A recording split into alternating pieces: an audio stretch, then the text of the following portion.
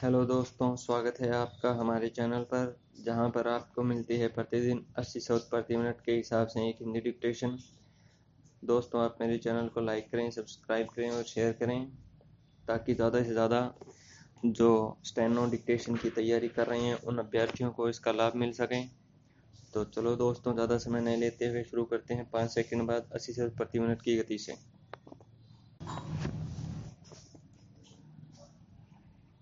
Corona संक्रमण और देश भर में जारी लॉकडाउन से निपटने को लेकर राज्यों के मुख्यमंत्रियों का प्रधानमंत्री नरेंद्र मोदी से जो संवाद हुआ, उससे एक बात साफ हो गई है कि अर्थव्यवस्था पर पड़ रहा दबाव लंबे समय तक लॉकडाउन जारी रखने की अनुमति नहीं देता।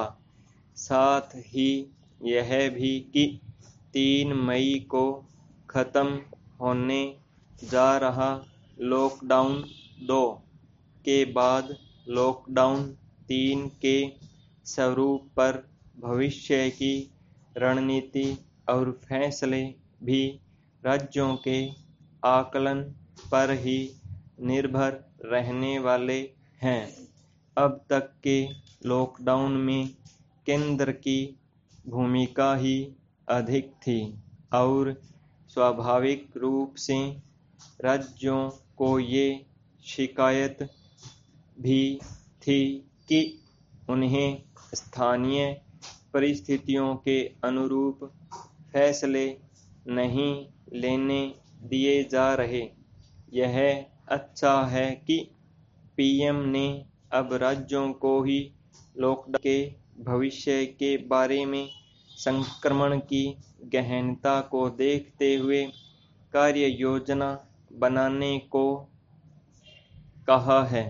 संक्रमण को लेकर छांटे गए 3 जोन में सबसे ज़्यादा प्रभावित होने वाले इलाके यानी रेड जोन में लॉकडाउन 3 सख्ती से जारी रहने वाला है, यानी रेड जोन वाले ऑरेंज जोन में लॉकडाउन में रियायत देने और संक्रमण मुक्त ग्रीन जोन को लॉकडाउन से पूरी तरह मुक्त करने की चर्चा है। लंबे लॉकडाउन से उपजे हालात के बीच व्यापक राहत उपायों की दरकार है।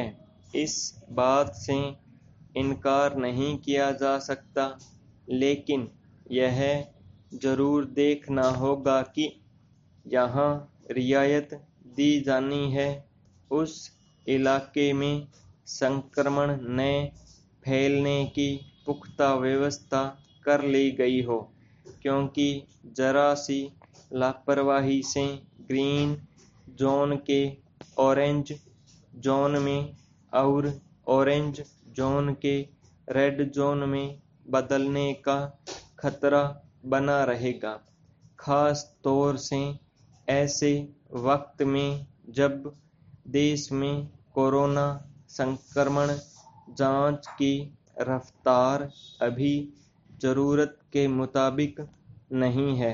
अभी रेड जोन में वही इलाके हैं जहां संदिग्धों के सामने आने पर जांच का काम अपेक्षाकृत तेजी से हुआ।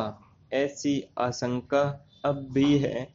जांच के अभाव में कई इलाकों में संदिग्धों का हमें पता ही नहीं हो।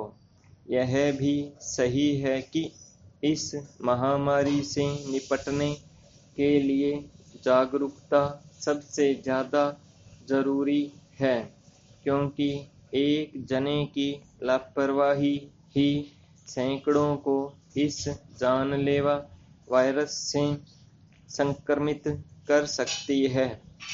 हालात पर काबू किए बिना किसी भी तरह की छूट से कहीं लेने के देने नहीं पड़ जाए, इस आशंका को भी ज़हन में रखना होगा। ठप हुए सिस्टम को पटरी पर लाना भी हमारी प्राथमिकता होनी चाहिए। इसलिए राज्यों को लॉकडाउन में छूट देने की कार्ययोजना सोच समझकर बनानी होगी। खास तौर से एक जोन से दूसरे जोन में आवागमन की अनुमति देते वक्त विमान और रेल सेवाओं को तो फिलहाल रद्द रखना ही ठीक जान पड़ता है। लंबे लॉकडाउन में रोजगार होने वाले और अपने घरों तक नहीं पहुंच पाने वालों को राहत भी देनी चाहिए। सबसे बड़ी जरूरत चिकित्सा सेवाओं को और कोरोना संक्रमण के उपचार के लिहाज से और प्रभावी करने की है, क्योंकि जांच के बिना संक्रमण बढ़ने का खतरा हमेशा बना रहेगा। पत्रिका समूह के प्रधान संपादक गुलाब कोठारी के 28 अप्रैल के अंक में प्रकाशित अग्रलेख पुनर्विचार आवश्यक पर पाठकों का कहना है कि आरक्षण ने जाति प्रथा की बेड़ियों को और मजबूत किया है। पाठकों की अन्य प्रक्रियाओं को पत्रिका.com पर विस्तार से पढ़ने के लिए QR कोड स्कैन करें। अब आर्थिक आधार पर आरक्षण की बात होनी चाहिए। जाति आधारित आरक्षण का लाभ गरीब शोषित वर्ग को नहीं मिल पा रहा है।